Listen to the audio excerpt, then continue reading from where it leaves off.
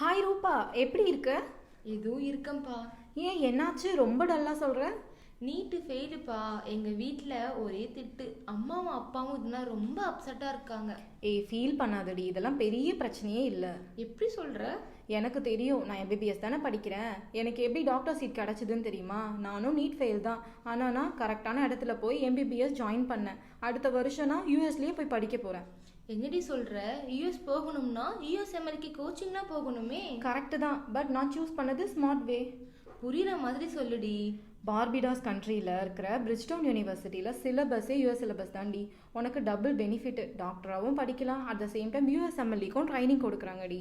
Part 1 exam நீ finish பண்ணிட்டேன்னா clinic round யூஎஸ்லேயே போய் படிக்கலாம். சூப்பர் டி. இங்க டாக்டர் ஆகதே கஷ்டம். நீ சொல்றத பார்த்தா 7 வருஷத்துல யூஎஸ்ல செட்டில் ஆகிடலாம் போலயே. ஆனா அந்த கண்ட்ரி சேஃபாடி? கண்டிப்பா டி. கேர்ள்ஸ் அண்ட் பாய்ஸுக்கு தனித்தனி ஹாஸ்டல், அதுவும் கேம்பஸ்குள்ளேயே. சேஃப்டி விஷயத்துல சூப்பரான கண்ட்ரி.